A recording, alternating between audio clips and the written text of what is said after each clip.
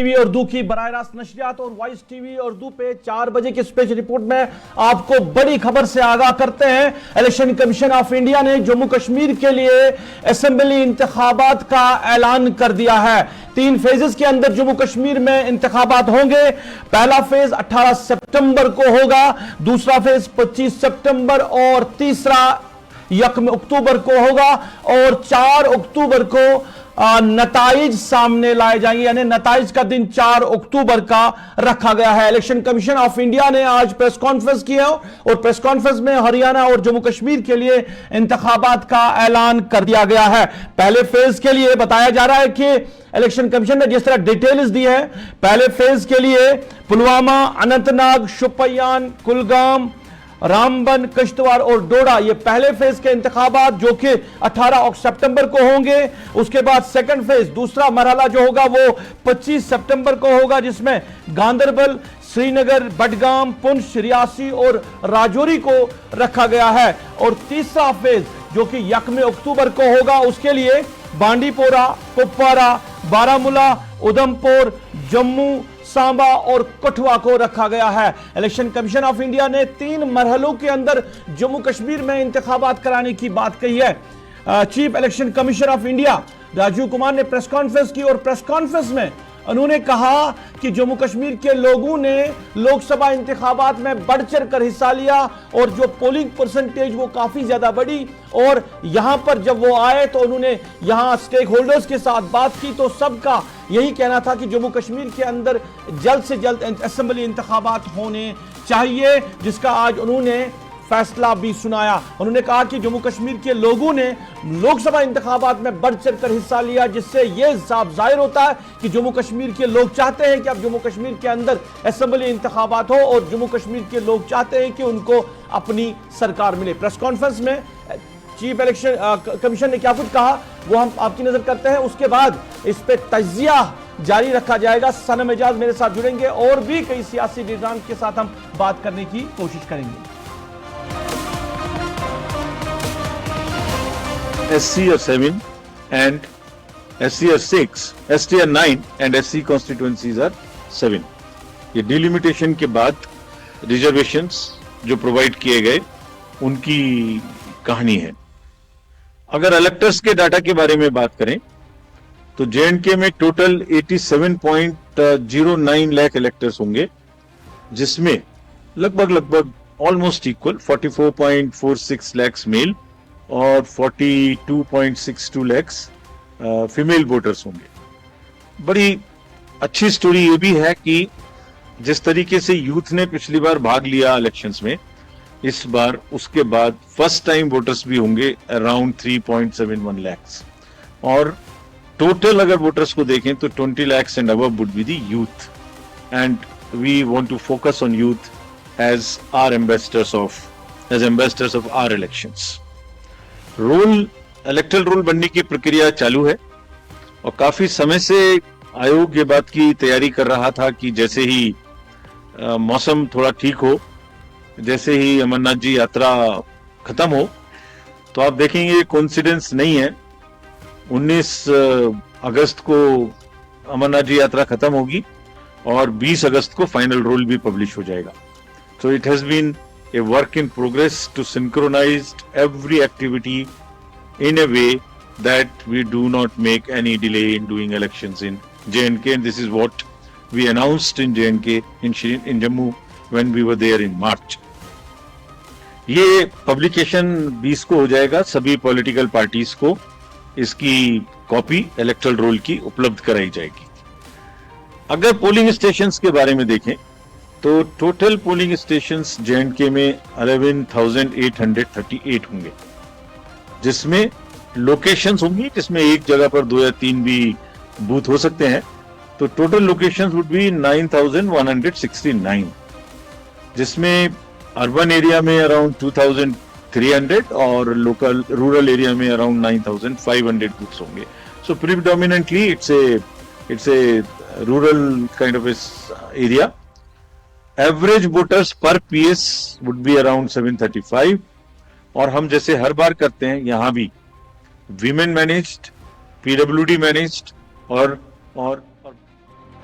चलिए, election commission of India की press conference. Jammu Kashmir के लिए 3 मरहलों के लिए इंतखाबात का ऐलान किया गया है और 90 असेंबली कॉन्स्टिट्यूंसी सीटों के लिए ऐलान किया गया है। और जिस तरह खबरें आ रही थी कि पहले जम्मू सूबे के अंदर इंतखाबात होंगे, पर ऐसा कुछ नहीं है।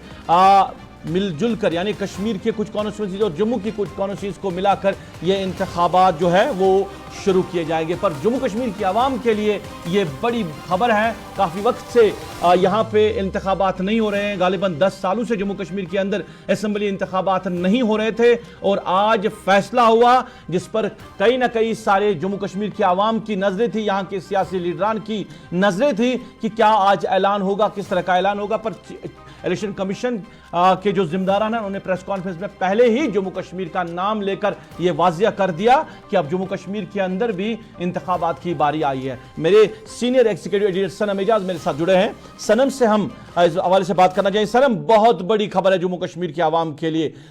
10 साल का वक्फा हुआ, जम्मू कश्मीर के अंदर असेंबली इंतखाबात नहीं हुए हैं। आज ये फैसला यहां जम्मू कश्मीर के अंदर असेंबली इंतखाबात कराना, आप इसको किस तरह देख रहे हैं? दूसरा कि जो डेट रखी गई है वो काफी कम है, यानी लोकसभा इंतखाबात के बाद जो सियासी जमातें यहां की उन्होंने पब्लिक आउटरीच प्रोग्राम को कम ही कर दिया है, ना के बराबर है। अब 1 महीने के अंदर ये सारी चीजें, पब्लिक आउटरीच प्रोग्राम, लोगों के पास जाना कितना उनके लिए मुश्किल होगा? देखिए रूफ, आपने 2 बातें की, एक के डेट कम है और दूसरा किस तरह से देख रहे हैं। पहले का यही है कि किस तरह से देख रहा हूं, तो बड़ी देर की मेहरबान आते 2014 में लास्ट इलेक्शन हुए थे और 2014 के बाद 2024 में इलेक्शन हो रहे, तो साफ जाहिर है जिस तरह आपने 10 साल का वक्त दिया, 10 साल के बाद हो रहे और दुनिया की किसी भी जमहूरियत में ऐसा नहीं हुआ है। जम्मू कश्मीर एक अलग एक्सेप्शनल केस है, यहाँ इससे पहले भी इस तरह के वाकयात हुए और आज भी हुआ है। और दूसरी बड़ी बात, जिस तरह आपने कहा कि टाइम जो है, देखिए मरता क्या न करता, यह मजबूरी है, ये मजबूरी है जम्मू कश्मीर के लोगों को। और जितना भी टाइम उन्हें उम्मीद नहीं थी, ये उम्मीद से हट के है, क्योंकि जिस तरह से पार्लियामानी इंतखाबात के बाद जम्मू कश्मीर में जो सिचुएशन बनी, खासतौर पर जम्मू सूबे में, उसके बाद कई अंदेशे थे, खतरात थे लोगों को, लोग बता रहे थे। और कुछ लोग, देखिए साफ जाहिर है, हर तरह से अपनी अपनी राय से उन अटैक्स को लिया जाता था। कुछ लोग उन अटैक्स को इलेक्शन के साथ जोड़ के देख रहे थे, कुछ लोग बता रहे थे पाकिस्तान के साथ जोड़ के देख रहे थे। तो ये सारी जो चीजें, ये बहुत ही, ये जो आज chief election commissioner Rajiv Kumar ने जो ऐलान किया, इससे जम्मू कश्मीर के लोगों के लिए और इससे बड़ी कोई राहत नहीं सकती है। क्योंकि पिछले 10 सालों के दौरान यहाँ पे, या हम कहें कि 2019 के बाद जो जम्मू कश्मीर में सिचुएशन बनी, जिसमें वन साइडेड जो नैरेटिव चलाएगा, जिसमें कश्मीर के लोगों की, जम्मू कश्मीर के लोगों की रिप्रेजेंटेशन नहीं रही, उसके बाद लोगों में नाउमीदी थी, बहुत ज्यादा डर था, बहुत ज्यादा खौफ था। और नाउमीदी और खौफ के बीच में अब ये अनाउंसमेंट जो है, जमहूरियत के खिलने की जो बात है, जिस तरह खुद चीफ इलेक्शन कमिश्नर ने कहा कि जब वो लोगों से कश्मीर में मिले और जब कश्मीर की पॉलिटिकल लीडरशिप में मिले, तो लोगों ने उन्हें सिर्फ जमहूरियत की एक उम्मीद जताई। और पार्लियामानी इलेक्शन का उन्हें हवाला देते हुए बताया कि मुल्क में उतनी बड़ी वोट परसेंटेज नहीं हुई जितनी जम्मू कश्मीर में हुई, और वो वोट परसेंटेज जो जम्मू कश्मीर में हुई वो सिर्फ जमहूरियत पे भरोसे को हुई है। तो जमहूरियत दोबारा जिंदा हुई है, इसको आज कह सकते हैं। और चीफ इलेक्शन कमिश्नर ने जब डेट्स का अनाउंसमेंट किया, तो डेट्स का अनाउंसमेंट जैसे वो प्रेस कॉन्फ्रेंस कर रहे थे, और सबसे पहले आज की प्रेस कॉन्फ्रेंस में चीफ इलेक्शन कमिश्नर ने, हम लगातार उसको मॉनिटर कर रहे थे, उसमें उन्होंने किसी और की बात नहीं, उन्होंने जम्मू कश्मीर पहला ही उठाया। अगर हरियाणा में भी इलेक्शन हो रहे थे, लेकिन जम्मू कश्मीर को उठाते उन्होंने बताया कि मैं जम्मू कश्मीर के, उन्होंने डल झील की तस्वीर भी दिखाई, सीमारी जो बॉर्डर का गांव है उसकी तस्वीर भी अपने इलेक्शन कमिश्नर ने, जो उनकी वेबसाइट है उस पर चलाते हुए दिखाई, वहां जो प्रॉम्प्टर है वहां पे दिखाई, और बताया कि जम्मू कश्मीर में लोग किस तरह से जमहूरियत का इंतजार करें। और उसी जमहूरियत के इंतजार को उन्होंने अब फलने फूलने का मौका दिया। और इस वक्त हम कहें तो कश्मीर में अगर कहीं कोई डिस्कस हो रहा है, कहीं कुछ वो उत्सव की उन्होंने बात की, यानी खुशी के माहौल की जो उन्होंने बात की, तो ये खुशी का माहौल जो है इस वक्त जम्मू कश्मीर में, खासतौर पर कश्मीर रीजन में बहुत ही देखने को मिल रहा है। सनम, प्रेस कॉन्फ्रेंस में कुछ पॉजिटिव चीजें भी जो है सुनने को मिली है, जो इलेक्शन कमीशन ने जिनका जिक्र किया है कि वोटिंग परसेंटेज लोकसभा इंतखाबात के अंदर काफी ज्यादा बड़ी है, पुरअमन माहौल के अंदर इंतखाबात हुए। और दूसरा, नौजवान जो फ्रेश वोटर था वो घरों से बाहर आया, उन्होंने वोट दिया है। आज भी उन्होंने कहा कि वो असेंबली इंतखाबात में हमारे एम्बेसडर हो गए, जो नौजवान हैं जो अब वोट का कॉस्ट करने जाते हैं। क्या ये अच्छा साइन मानते हैं आप, ये गुड साइन है? देखिए बिल्कुल, आपको राइट टू फ्रेंचाइज होता है, राइट टू लिव इसको हम कह सकते हैं। राइट टू फ्रेंचाइज अंग्रेजी का है कि आपको अपने वोट का हक है, लेकिन इसे राइट टू लिविंग भी लिया जा सकता है, क्योंकि आप अपना फैसला करते हैं या आप अपनी तकदीर का फैसला करते हैं। वोट डाल के आप किसी की तकदीर का, किसी को एमएलए नहीं बनाते हैं, बल्कि आप अपना वोट डाल के अपनी तकदीर का फैसला करते हैं, बताते हैं कि मेरा कौन होगा जो मेरी बात करेगा। तो साफ जाहिर है आप अपनी बात करने के लिए अपने किसी खास को चुनेंगे। तो ये खास जो है, एक तो होता है थोपा हुआ, जो आजकल हमारी ब्यूरोक्रेसी है वो कहां से आई है और किस तरह से थोपी हुई है, लेकिन दूसरा वो होता है कि मुझे हक दिया कि आप अपना रिप्रेजेंटेटिव चुनो, आप अपने आदमी को भेजो जो आपकी बात करे, आपके डिसीजन मेकिंग करे। तो ये जो है, इससे बड़ा पॉजिटिव कदम जो है जमहूरियत में और कोई नहीं हो सकता है। और वही वजह है कि हिंदुस्तान जो है दुनिया की बेस्ट जो डेमोक्रेसीज में माना जाता है, क्योंकि यहाँ लोगों को एक थोपा नहीं जाता है, लोगों को थोपा नहीं जाता है, बल्कि यहाँ पे एक मौका फराहम किया जाता है कि मैं अपने लिए अपने आदमी को, अपने रिप्रेजेंटेटिव को चुनूं, चाहे वो मेरा अपना फैसला हो। कुछ गलत भी हो जाते हैं, वो अपना फैसला मेरा है, वो गलत भी हो जाते हैं, सही भी हो जाते हैं, लेकिन मैं अपना फैसला खुद करता हूं। यानी मुझे अपनी तकदीर का, अपने आप का एक एहसास दिया जाता है कि आप अपनी तकदीर के खुद मालिक हो। तो ये पॉजिटिव डेवलपमेंट्स रहती हैं इलेक्शंस में, और चीफ इलेक्शन कमिश्नर ने आज इन सब चीजों को गिनवाया भी, और इस गिनवाने के साथ साथ चीफ इलेक्शन कमिश्नर ने जम्मू कश्मीर के ओवरऑल सिचुएशन को भी डिफाइन किया। सनम आप बने रहे मेरे साथ। हिलाल हांजुरी हमारे सीनियर साथी हमारे साथ जुड़े हैं। हिलाल, बड़ी खबर जम्मू कश्मीर की आवाम के लिए, इंतखाबात का ऐलान कर दिया गया। 3 मरहलों के अंदर जम्मू कश्मीर के अंदर इंतखाबात होंगे। पर मैं एक चीज आपसे जानना हूं, जैसे सनम इजाज तज्जिया कर रहे थे, मैं दूसरा एंगल जो है उस पे हवाले से आपसे पूछना चाहूंगा कि सियासी जमातों के अंदर हां और ना वाली बात थी, होंगे इंतखाबात या नहीं होंगे इंतखाबात, ये अभी तक चल रहा था। आज इलेक्शन कमीशन ने साफ कर दिया। पर इस कम वक्त में आप किस तरह का बैटल देख रहे हो जम्मू कश्मीर के अंदर, क्योंकि सभी जमातें दावा कर रही है, Bharatiya Janata party, national conference, PDP, Congress, Jammu Kashmir अपनी पार्टी, सारी जमातें जो हैं वो इंतखाबात के लिए जरूर दावे कर रही है, पर बैटल आप किस तरह देख रहे हैं? देखिए, पहली बात यह है कि ये कहना कि वक्त कम है, मैं इसे नामुनासिब समझता हूँ इस एतबार से कि हर किसी पार्टी ने जब इलेक्शन कमीशन ऑफ इंडिया से बात की थी तो उस वक्त उन्होंने कहा था कि सितंबर से पहले पहले इंतखाबात होने चाहिए। तो अब किसी की शिकायत नहीं है कि सितंबर से पहले पहले इंतखाबात नहीं हुए हैं। बिल्कुल सुप्रीम कोर्ट ऑफ इंडिया का जो डिसीजन था, जो वर्डिक्ट था, उसके पेश नजर ही ये अनाउंसमेंट हुई है। और ये जम्मू कश्मीर के लोगों के लिए, यहाँ के पॉलिटिकल जो पार्टियां हैं उनके लिए भी एक खुशाइन बात है, क्योंकि अब अनाउंसमेंट जो है बिलाकर इन इंतखाब तक किया ही गया है और अब बाज़ाब्ता तौर पर जम्मू कश्मीर के अंदर भी एक जमहूरी सरकार देखने को मिलेगी। अब दूसरी बात यह है कि अब पॉलिटिकल पार्टीज के अंदर भी अब तैयारियों को लेकर जो है अब सरगर्मियां शुरू हो गई है।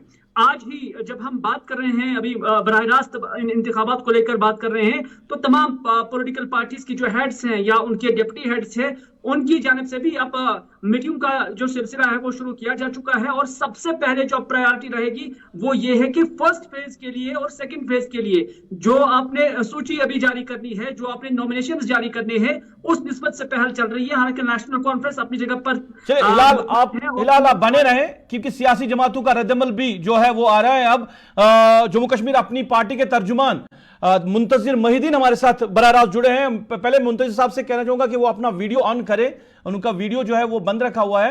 और मुंतजिर साहब, आवाज आ रही है आपको? मुंतजिर साहब, आपको आवाज आ रही है?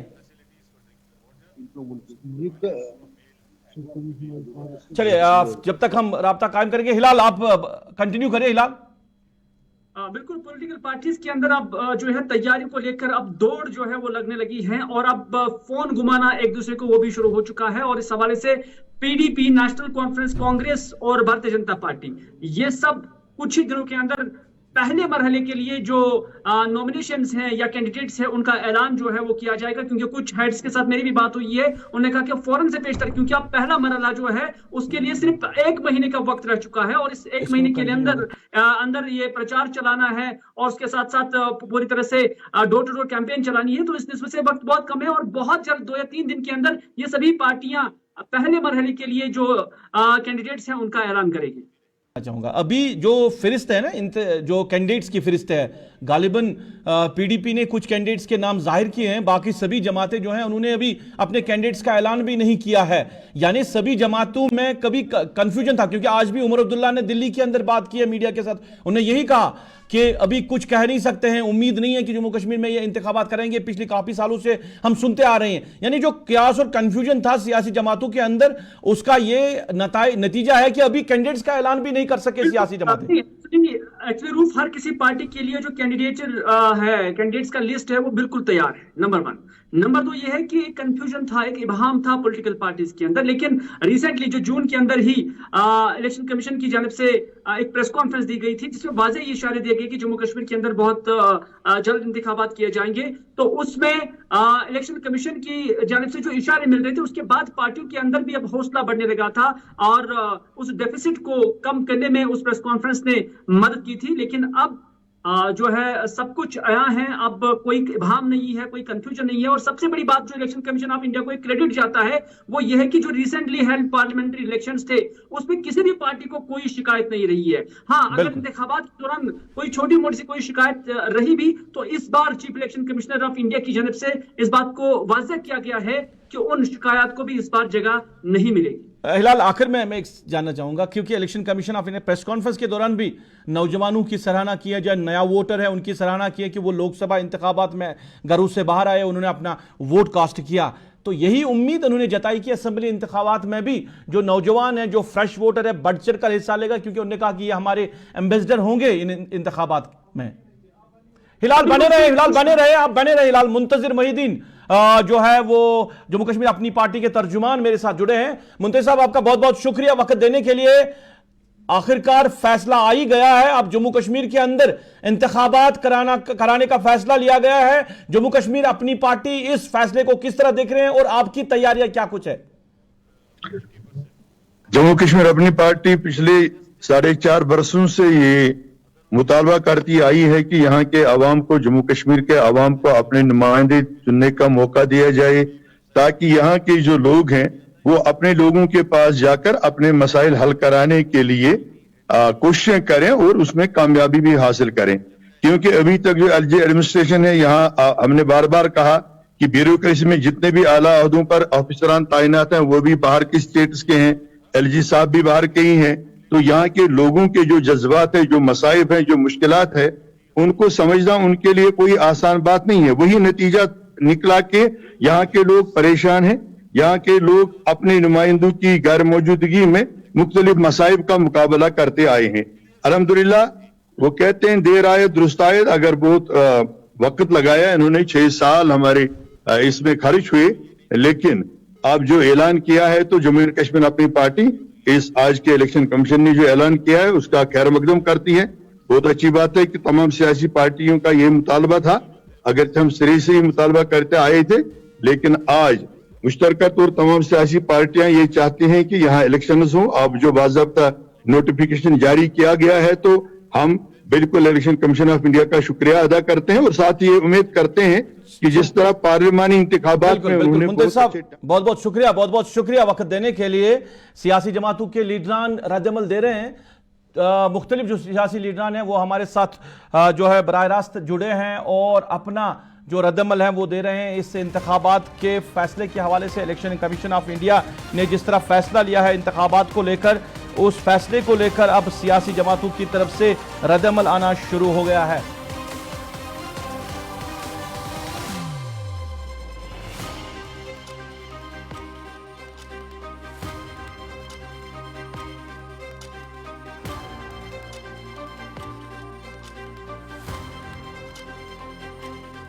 इलेक्शन कमीशन ऑफ इंडिया का फैसला कि अब जम्मू कश्मीर में इंतखाबात होंगे और 3 मरहलों के अंदर ये इंतखाबात होंगे। जम्मू कश्मीर के अवाम के लिए, यहाँ की सियासी जमातों के लिए एक बड़ी खबर है कि इलेक्शन कमीशन ऑफ इंडिया ने जम्मू कश्मीर के अंदर अब इंतखाबात कराने का ऐलान किया है। 3 मरहलों के अंदर इंतखाबात होंगे और पहला जो मरहला है वो 18 सितंबर को होगा और जिसमें अनंतनाग, पुलवामा, शुपियान, कुलगाम, रामबन और किश्तवाड़ के लोग जो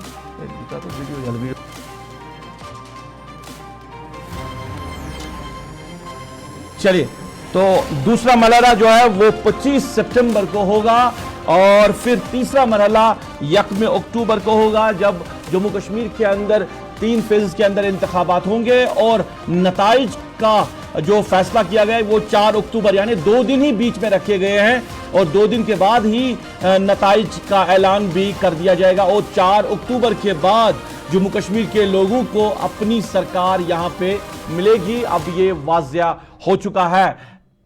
जम्मू कश्मीर के अंदर इलेक्शन कमीशन ऑफ इंडिया ने आज प्रेस कॉन्फ्रेंस के दौरान ऐलान कर दिया और कुछ जो अहम बातें इस प्रेस कॉन्फ्रेंस के दौरान कही गई है कि लोकसभा इंतखाबात का भी जिक्र किया गया है कि जो लोकसभा इंतखाबात जम्मू कश्मीर के अंदर हुए हैं, जो पोल परसेंटेज हुई है वो काफ़ी ज़्यादा बढ़ गई है और यही उम्मीद जो है वो असेंबली इंतखाबात में होगी कि लोग जो है वो बढ़ चढ़ कर असेंबली इंतखाबात में हिस्सा लेंगे और अपने नुमाइंदों का इंतखाब करेंगे। National conference, PDP, Congress, Jammu Kashmir अपनी पार्टी और पीपल्स कॉन्फ्रेंस, अवामी इत्तेहाद पार्टी के साथ साथ आजाद उम्मीदवार जो है वो मैदान में होंगे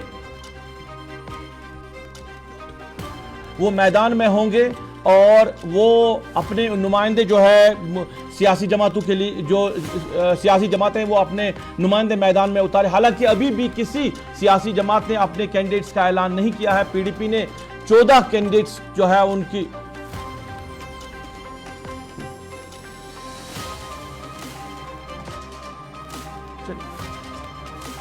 चलिए जगमोहन रैना जी हमारे साथ जुड़े हैं। जगमोहन जी, आपका बहुत बहुत शुक्रिया वॉइस टीवी उर्दू में वक्त देने के लिए। इलेक्शन कमीशन ऑफ इंडिया ने ऐलान कर दिया है जम्मू कश्मीर के अंदर इंतखाबात कराने का, क्या कुछ कहना चाहेगा, आपका रद्दअमल जानना चाहेंगे? राबिता मुनक़ता हुआ है, दोबारा से हम राब्ता कायम करने की कोशिश करेंगे। सियासी जमातों के लीडरान का रद्दअमल भी आ रहा है। जी जगमोहन जी, आपका रद्दअमल जानना चाहेंगे? नहीं, अच्छा है क्योंकि सुप्रीम कोर्ट का प्रेशर था इनके ऊपर, इसलिए। लेकिन इसमें थोड़ा सा टाइम बहुत कम दिया उन्होंने जी। जो भी 3 फेज में रखा है, टाइम बहुत कम दिया है, जो उसके लिए पूरी तैयारी करनी पड़ेगी लोगों को। लेकिन इसको चाहिए था, बट फिर भी शुक्र है कि कुछ तो किया, इलेक्शन तो डिक्लेयर किया। लेकिन मेरी नजर में ये था कि they should have declare state first, then election call करते।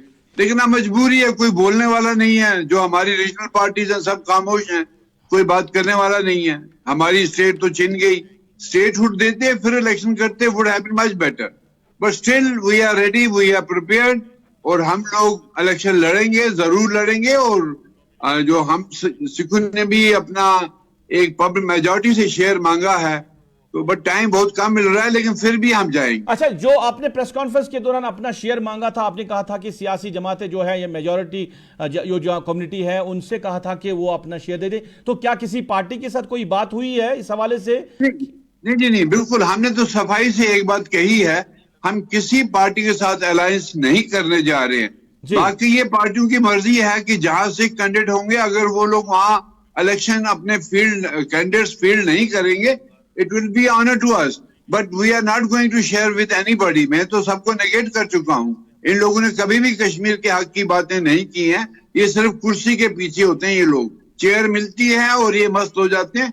जब कुर्सी से बाहर आते हैं तब ये लोग कहते हैं कि भाई आप कश्मीर के लिए ये नहीं है, वो नहीं है, तरह तरह की बातें करते हैं। तो इस लिहाजा हमारा फैसला तो बिल्कुल मेजॉरिटी कम्युनिटी के साथ है।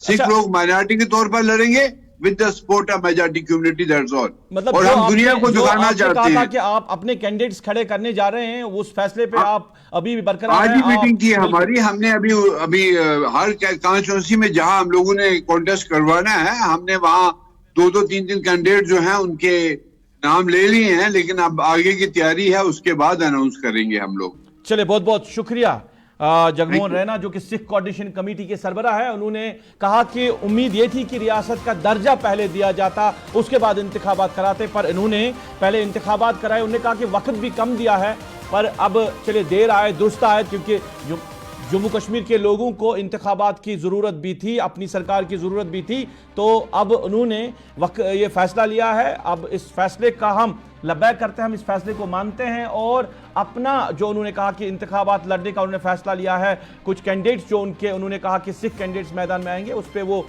गामजन है और उसके लिए वो तैयारी भी करते हैं।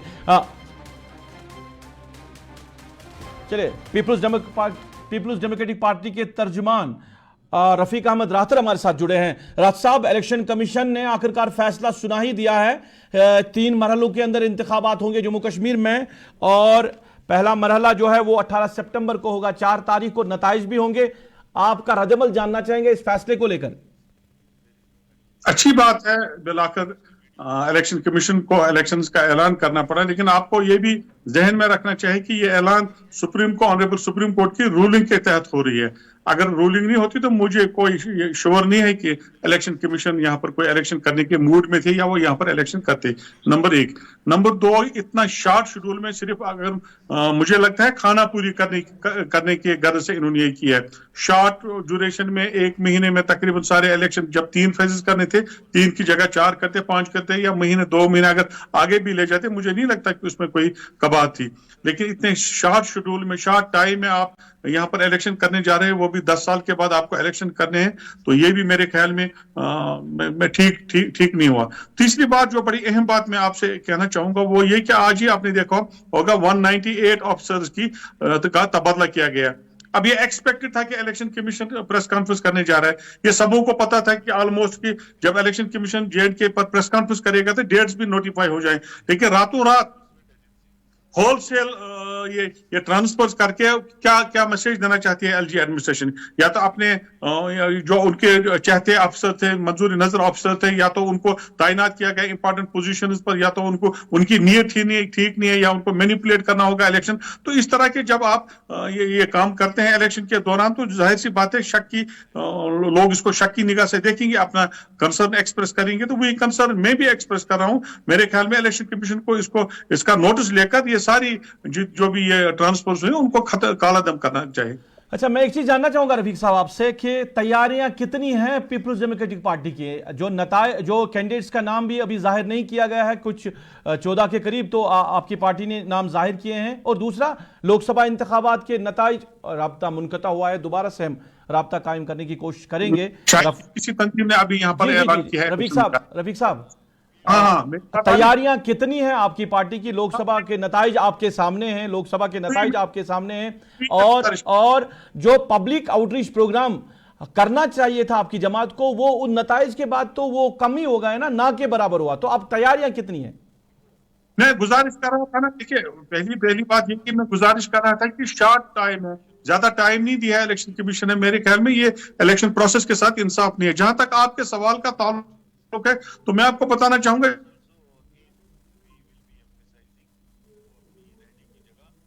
चलिए फिर से राब्ता मुनक़ता हुआ है, दोबारा से हम कोशिश करेंगे, रफीक अहमद रातर से हम राब्ता कायम करेंगे।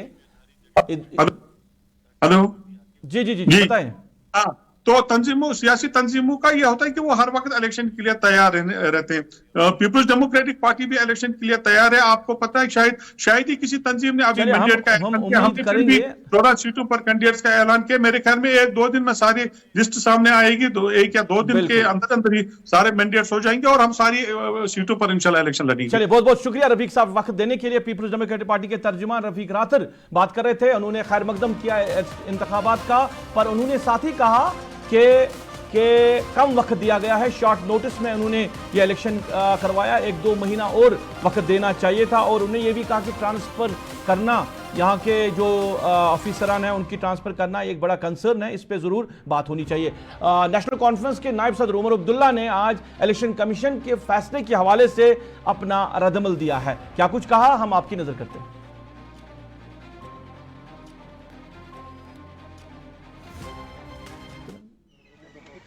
इलेक्शन कमीशन ऑफ इंडिया के तरफ से जम्मू कश्मीर में असेंबली के इंतखाबात का शेड्यूल अनाउंस हो चुका है। जम्मू कश्मीर के लोग बड़े अरसे से इस दिन का इंतज़ार कर रहे थे। 2018 के बाद यहाँ लोगों की अपनी हुकूमत थी नहीं, और उसका खमियाजा भी हमने भुगता है।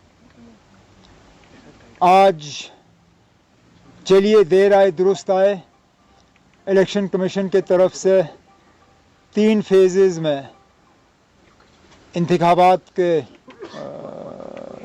तारीख का ऐलान हो चुका है, और बड़ी जल्दी से जो है ये शेड्यूल जो है समाप्त होगा। शायद 87-88 के बाद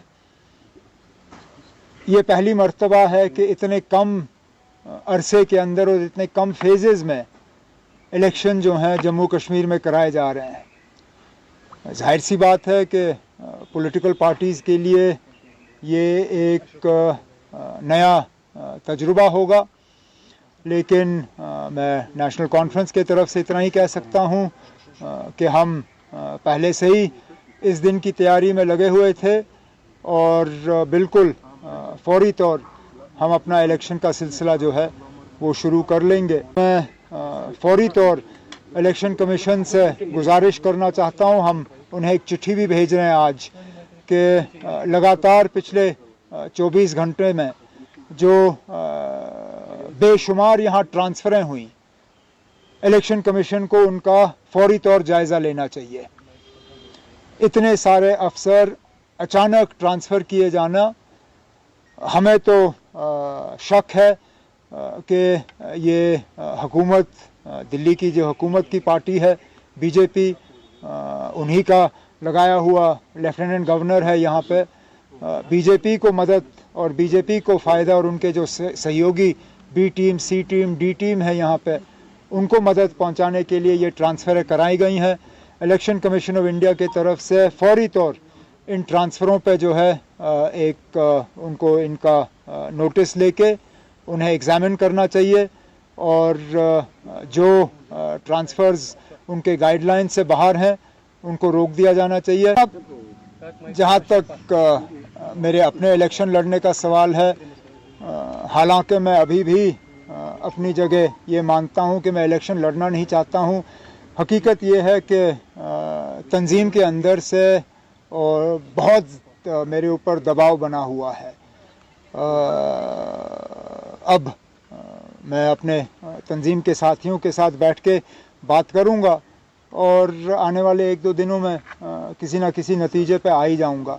मेरे लिए मुसीबत ये भी बनी हुई है कि मेरे वालिद साहब, जिनकी उम्र भी बहुत है, तबीयत भी उनकी बीच में ठीक रहती नहीं है, उन्होंने यहाँ तक कहा कि अगर मैं नहीं लड़ता हूँ तो फिर मजबूरन उनको मैदान में उतरना पड़ेगा। ये भी अब मेरे लिए एक परेशानी की एक बात बन गई है।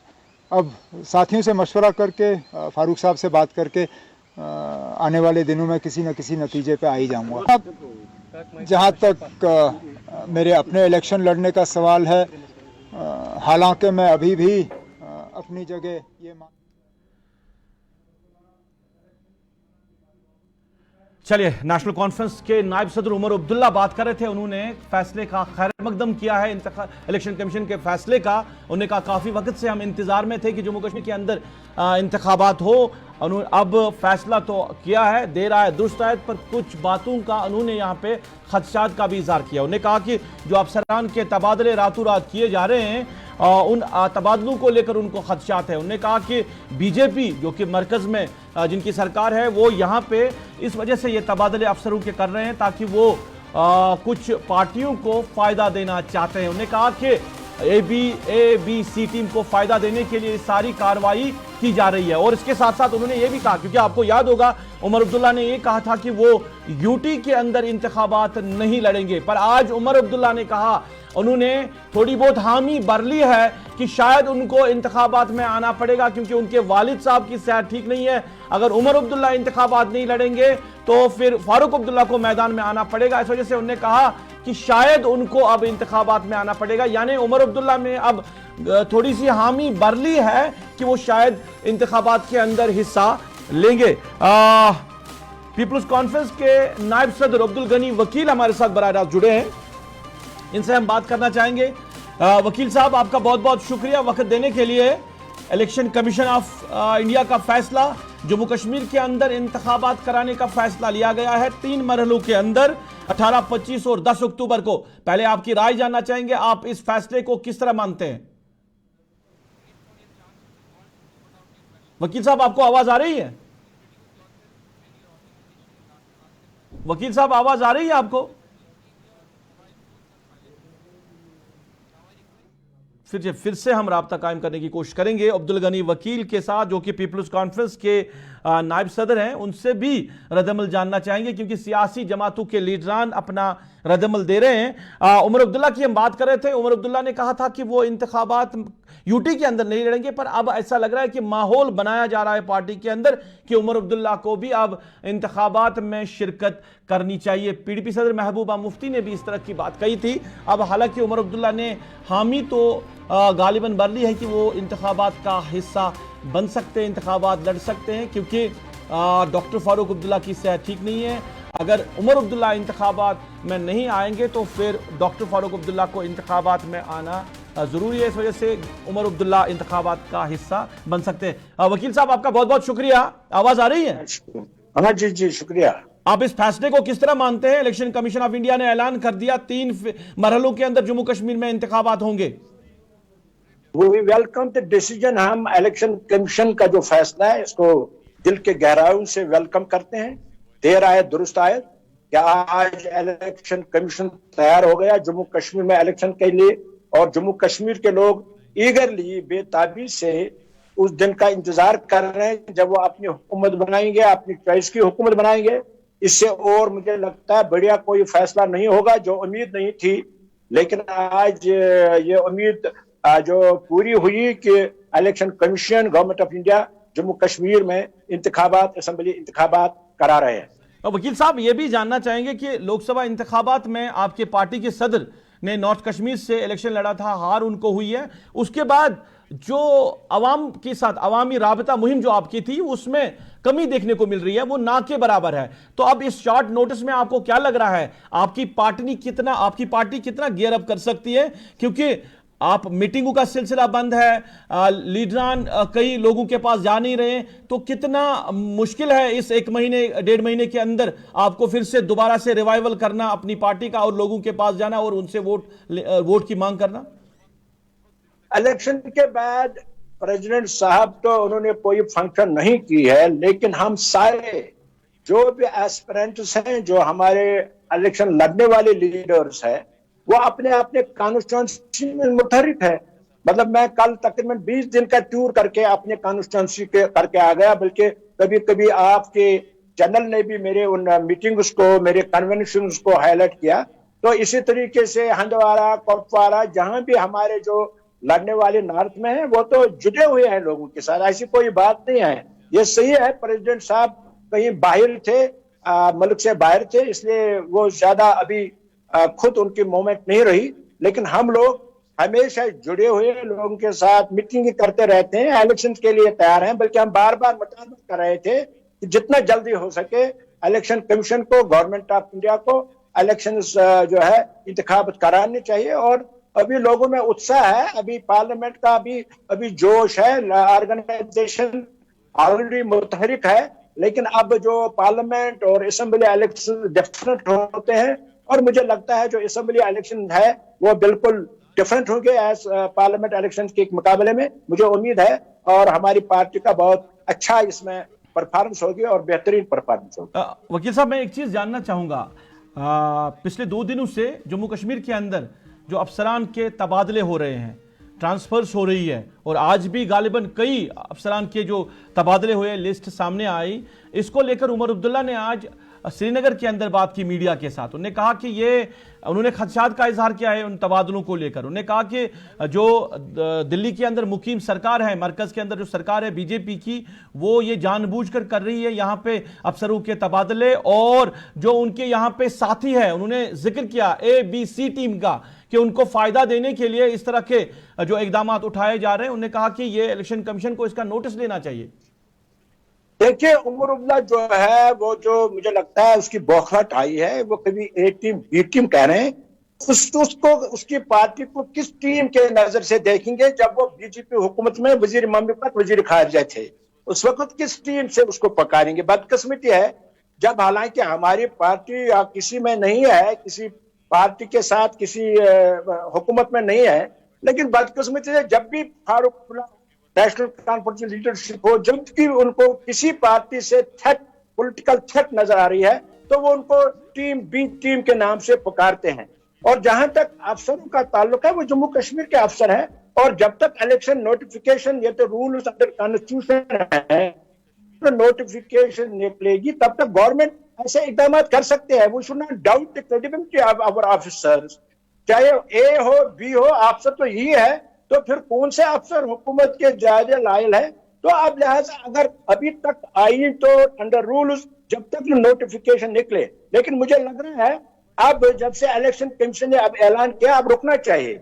लेकिन अभी तक जो हुआ, we must believe the credibility of the government. अगर हम ऐसा नहीं करेंगे तो फिर इसका मतलब है हमें इलेक्शन कमीशन पर, इलेक्शन की जो कंडक्ट करने पर हम खुद को मतलब शक की नजर से देख रहे हैं, वो नहीं होना चाहिए। क्योंकि आप देखें, चाहे कुछ भी रिजल्ट आया, लेकिन पार्लियामेंट इलेक्शन उस वक्त भी उमर अब्दुल्ला ये कह रहे थे, लेकिन जब भाई लेकिन उसने 2 सीटें जीत ली, अगर वो नहीं जीते वो कहते रिगिंग हो गई है। लिहाजा इलेक्शन सारे मुल्क में पार्लियामेंट में फेयर हो गए, मुझे उम्मीद है असेंबली में भी फेयर होंगे, और मुझे पूरा यकीन है फेयर होंगे। लेकिन we should not doubt the credibility of the officer, they belong to our Jammu and Kashmir. अच्छा वकील साहब, ये भी जानना चाहूंगा, जो लोकसभा इंतखाबात में आपके इत्तेहादी थे, साथी थे, जिनके साथ आपने मिलजुल कर इंतखाब लड़ा था, उन्होंने हालिया दिनों में ऐलान किया है कि वो किसी का साथ नहीं लेंगे, किसी का साथ नहीं देंगे। यानी जम्मू कश्मीर अपनी पार्टी के साथ आपका जो इत्तेहाद था वो अब गालिबन असेंबली इंतखाबात में नहीं रहेगा। जिस तरह सैयद मोहम्मद अल्ताफ बुखारी ने ऐलान किया कि वो असेंबली इंतखाबात में किसी का साथ नहीं चाहेंगे, ना किसी को साथ देंगे। तो क्या पीपल्स कॉन्फ्रेंस हर एक कॉन्स्टिट्यूंसी पे अपने नुमाइंदे खड़ा करेगी जम्मू कश्मीर के अंदर, क्योंकि ये 90 सेगमेंट्स है, 90 असेंबली कॉन्स्टिट्यूंसीज हैं, तो क्या इस हवाले से कोई फैसला लिया गया है कि हर एक असेंबली सेगमेंट पे पार्टिसिपेट करना है? और दूसरा ये कि कैंडिडेट्स का जो ऐलान है वो कब तक मुतवक्का है पीपल्स कॉन्फ्रेंस की तरफ से? देखिए, सबसे बड़ी पहले मुझे ये मानना पड़ेगा आपके सामने, जो उस वक्त वो अलायंस था वो पीपल्स कॉन्फ्रेंस की बड़ी ब्लंडर थी, पॉलिटिकल ब्लंडर थी। हमें उन लोगों के साथ इत्तेहाद नहीं करना चाहिए था, और जो इत्तेहाद हुआ वो गलत बात हो गई, वो हम महसूस कर रहे हैं, और हमें उनकी जरूरत नहीं थी, बल्कि उनके साथ इत्तेहाद करने से हमें काफी नुकसान हुआ। शायद अगर हम उनके साथ इत्तेहाद नहीं करते तो हमारी अच्छी परफॉर्मेंस होती, और साथ ही इत्तेहाद के बावजूद उन्होंने अपना वोट हमें डाला भी नहीं। इसलिए तो ये सवाल ही नहीं है, उस पार्टी के साथ हम पॉलिटिकल ब्लंडर मानते हैं कि उन लोगों के साथ इत्तेहाद करना आइंदा का सवाल ही नहीं। हम हर जगह जहां भी हम वर्किंग कमेटी बैठेंगे और पार्लियामेंट्री बोर्ड बैठेगा, कैंडिडेट डिस्कस करेंगे, और हम इंडिपेंडेंटली अपने बलबूते पर हर जगह इलेक्शन लड़ेंगे।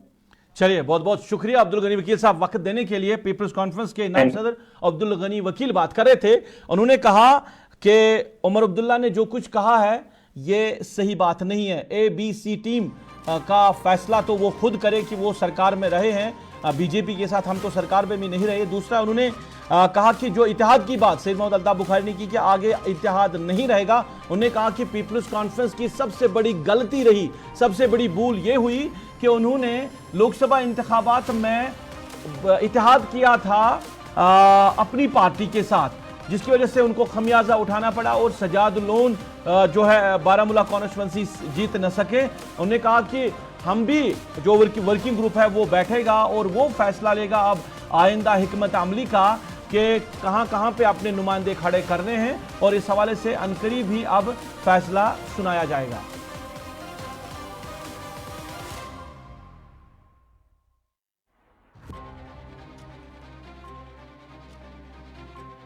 चलिए, अभी इलेक्शन कमीशन ऑफ इंडिया ने ऐलान ही कर दिया है, और सियासी जमातों के लीडरान की तरफ से एक दूसरे पर वार पलटवार का सिलसिला शुरू हो गया है। उमर अब्दुल्ला ने ABC टीम का जिक्र किया है। गवर्नमेंट जो है वो ABC टीम को फायदा देने के लिए इस तरह के इकदाम यहाँ पे उठा रही है, वहाँ यहाँ के अफसरों के तबादले कर रही है। तो दूसरी तरफ अब्दुल गनी वकील ने कहा कि वो खुद से पूछे कि वो कब किस सरकार में रहे हैं। उन्होंने कहा कि ABC टीम का फैसला तो आवाम करेगी। चलिए, ABC टीम का जिक्र आया है तो हम ये बात करेंगे अब जम्मू कश्मीर अपनी पार्टी के तर्जुमान आला मुंतजिर महिदीन के साथ, क्योंकि उमर अब्दुल्ला ने आज बड़ी बात कही है। मुंतजिर साहब, अपना कैमरा आप सही कर दीजिए जी। उमर अब्दुल्ला ने श्रीनगर के अंदर मीडिया से बात की है। उन्होंने कहा कि जो तबादले जम्मू कश्मीर इंतजामिया कर रही है अफसरान के, उस पर उन्होंने खदशात का इजहार किया है, उन्होंने कहा कि अफसरों के तबादले सरकार जानबूझकर कर रही है और जो उनकी यहां पे साथी जो उनके हैं ABC टीम का उन्होंने जिक्र किया है, उनको फायदा देने के लिए इस तरह के इकदाम उठाए जा रहे हैं। देखिए, इस पे मैं कोई ज्यादा बात नहीं कर पाऊंगा, क्योंकि जो तब्दीलियां की गई उस पे हमने भी तशवीश का इजहार किया है। जम्मू एंड कश्मीर अपनी पार्टी ने उस पर तशवीश का इजहार किया है कि क्यों नहीं हर जगह हर डिस्ट्रिक्ट में फिर जो तब्दीलियों के मुस्तहिक ऑफिसरान हैं उनको तब्दील क्यों नहीं किया गया। मैं ये बता दूं, मैं फिलहाल अगर मैं अपने डिस्ट्रिक्ट की बात करूं तो हमारे डिस्ट्रिक्ट से सिर्फ एक ऑफिसर को जो बिल्कुल एक ऑनेस्ट और डेडिकेटेड ऑफिसर थे उनको निकाल के सेल में भर दिया है, और बाकी वहां कोई ट्रांसफर तो की नहीं गई है। तो जहां तक उन्होंने बताया है वो सीनियर कायद हैं, रियासत के वजीर आला भी रह चुके, उनको ज्यादा तजुर्बा होगा क्योंकि वो इसी बीजेपी सरकार में ही मिनिस्टर भी रह चुके हैं, तो उनको ज्यादा तजुर्बा होगा क्योंकि A और B तो वो ही सीरियल नंबर 1 पे आते हैं, B में 2 कौन होंगे तो वो ज्यादा उनको पता होगा। हम इतना कह चुके भी हैं, कहेंगे भी कि हम ना कभी थे, न हैं, न होंगे, क्योंकि हम एक अलहदा इलाकाई पार्टी है और इंशाअल्लाह ताला वही किरदार निभाते रहेंगे। तो उन्होंने किस पैराए में कहा वो उसका ज्यादा जवाब दे सकते हैं, लेकिन ये जो तब्दीलियां हुई हैं इन पे सवालिया निशान वाकई है। हमने भी उस पे ये बात की है कि अगर करना था तो पूरी एडमिनिस्ट्रेशन को रिशफल करना था, हर जगह करना था। बहुत सारी जगहों पे, बहुत सारी डिस्ट्रिक्ट्स में, पूरी यूटी में ऐसे अफसरान तैनात किए हैं पहले ही जो बिल्कुल एरोगेंट हैं, लोगों के साथ उनका जो सही व्यवहार नहीं है, तो फिर एक रैशनलाइज सिस्टम करना। एक और बात मैं आपसे जानना चाहूंगा। पीपल्स कॉन्फ्रेंस के नायब सदर अब्दुल गनी वकील ने भी हमारे साथ बात की, बराह रास्त वो भी बात कर रहे थे। उन्होंने कहा कि जो आपने फैसला दिया, आपकी पार्टी ने फैसला लिया कि असेंबली इंतखाबात में हम किसी का साथ नहीं लेंगे और ना किसी का साथ देंगे, यानी जो लोकसभा में उनके साथ इत्तेहाद थे वो खत्म हो गया। उन्होंने कहा कि पीपल्स कॉन्फ्रेंस की सबसे बड़ी गलती थी कि उन्होंने लोकसभा इंतखाबात में अपनी पार्टी को साथ लेकर चले, जिसकी वजह से सजाद लोन की जो है हार हुई है। उन्होंने कहा कि वो एक सबसे बड़ा फैसला था पीपल्स कॉन्फ्रेंस का। देखिए, ख्याल अपना अपना, नजरिया अपना अपना। हमने कभी उनको नहीं कहा था कि हमसे आप मदद लीजिए या हम आपको मदद करेंगे। आप सभी सब मीडिया के जितने भी मोअज़्ज़ज़ साहिबान हैं वो सभी वाकिफ हैं कि अपील वहां से आई, उस तंजीम से, Jammu and Kashmir people's conference के सरबरा जनाब सजाद गनी लोन साहब ने पब्लिकली मीडिया के जरिए अपील की थी अपनी पार्टी के सदर जनाब सईद मोहम्मद अल्ताफ बुखारी साहब से कि हमारी मदद कीजिए, इलेक्शन में हम आपका दस्ते ताउन चाहते हैं। अगर हमने उनको यहाँ से ऑफर किया होता तो अलग बात थी, क्योंकि पेशकश भी उनकी थी। हाँ, हमने उनकी पेशकश कबूल की। चलिए मुंतज़िर साहब, बहुत बहुत शुक्रिया आपका वक्त देने के लिए। आपने वक्त दिया है, दोबारा से आपने अपना वक्त दिया, इसके लिए बहुत बहुत शुक्रिया। मुंतज़िर मोहिद्दीन कह रहे हैं कि वक्त ही फैसला करेगा कौन किसके साथ था और कौन किसके साथ है। इलाकाई पार्टी है जम्मू कश्मीर, अपनी पार्टी और अपने दम पर इंतखाबात लड़ेगी। हम कभी ना A थी, ना B थे और ना C थे और ना रहेंगे। चले बीजेपी के लीडर अवतार सिंह हमारे साथ जुड़े हैं, इनसे भी इस फैसले के हवाले से रद्द-ए-अमल जानना चाहेंगे। अवतार सिंह जी, आपका बहुत बहुत शुक्रिया। इंतखाबात का ऐलान तो हो चुका है, अब इंतखाबात का ऐलान हो चुका है। अब जम्मू कश्मीर के अंदर भारतीय जनता पार्टी इस फैसले को किस तरह देख रही है? बहुत बहुत धन्यवाद आपका कि आपने अवतार सिंह जी से इस इलेक्शन कमीशन ऑफ इंडिया के फैसले पर प्रतिक्रिया लेने के लिए मुझे आपने दावत दी है। मैं सबसे पहले दिल की उम्मीद गहराइयों से इलेक्शन कमीशन ऑफ इंडिया और भारतीय जनता पार्टी की दिल्ली में जो लीडरशिप है उनका दिल की उम्मीद गहराइयों से स्वागत करते हैं कि उन्होंने इलेक्शंस का ऐलान यहाँ जम्मू कश्मीर की लोगों की उमंगों के हिसाब से और अपना जो सुप्रीम कोर्ट का जो एक डेडलाइन थी उसको भी मद्देनजर रख के जो ऐलान किया हुआ है, मैं इसका दिल की उम्मीद गहराइयों से भारतीय जनता पार्टी। कितनी तैयारियां हैं अवतार सिंह जी, कितनी तैयारियां हैं इंतखाबात लड़ने के लिए? तैयारियां इंशाल्लाह भारतीय जनता पार्टी इलेक्शन के लिए हर बार तत्पर रहती है।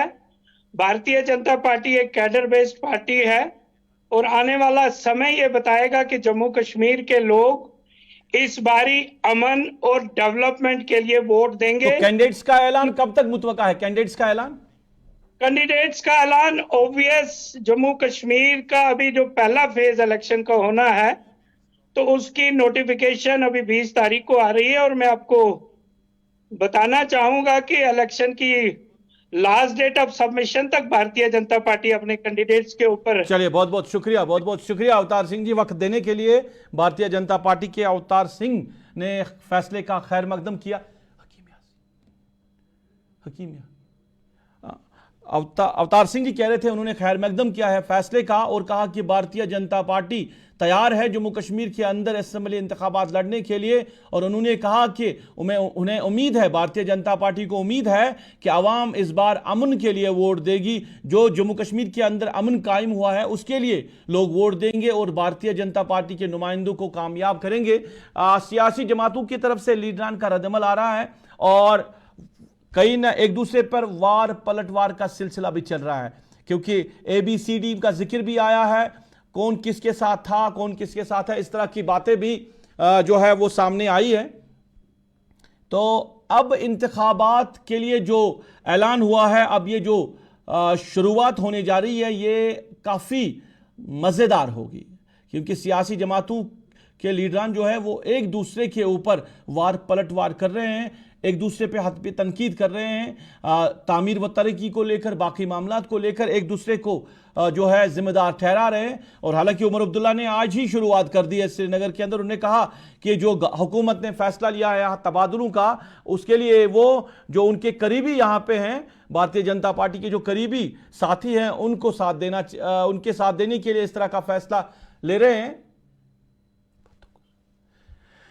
तो अब ये इंतखाबात जो है ये मज़ेदार होंगे, पर इलेक्शन कमीशन ऑफ इंडिया ने उम्मीद जाहिर की है कि लोग जो है वो बढ़ चढ़ कर अब इंतखाबात में हिस्सा लेंगे, लोग जो है वो इंतखाबात में अपने नुमाइंदों को चुनेंगे। और साथ ही नौजवानों पे इलेक्शन कमीशन ऑफ इंडिया ने कहा कि नौजवानों पे उन्हें उम्मीद है कि जिस तरह नौजवान लोकसभा इंतखाबात में घरों से बाहर आए थे, उसी तरह घरों से बाहर आके इन इंतखाबात में हिस्सा लेंगे। हम कोशिश करेंगे PDF के चेयरमैन हकीम मोहम्मद यासीन के साथ भी हम राब्ता कायम करें और उनसे भी उनका रद्दमल इस हवाले से जानना चाहेंगे, क्योंकि हकीम मोहम्मद यासीन ने भी काफ़ी बार हुकूमत से, इलेक्शन कमीशन से अपील की है कि जम्मू कश्मीर की आवाम को जमहूरियत का हक दिया जाए, यहाँ उनको अपने नुमाइंदे चुनने का हक दिया जाए। गालिबन काफ़ी वक्त हकीम मोहम्मद यासीन ये बात करते आ रहे हैं काफ़ी वक्त से, और उन्होंने कहा कि यहाँ के लोगों को जमहूरियत से दूर रखा जा रहा है, उनके नुमाइंदों से दूर रखा जाए। लोगों के मसाइल काफ़ी इन सालों में बढ़े हैं, लोगों के मुश्किलात कहीं हल नहीं हो रहे हैं। तो चलिए, हकीम मोहम्मद यासीन PDF के चेयरमैन हमारे साथ जुड़े। हकीम साहब, आपका बहुत बहुत शुक्रिया वक्त देने के लिए। आखिरकार फैसला आ ही गया है जम्मू कश्मीर के अंदर इंतखाबात कराने का, आप इस फैसले को किस तरह देख रहे हैं?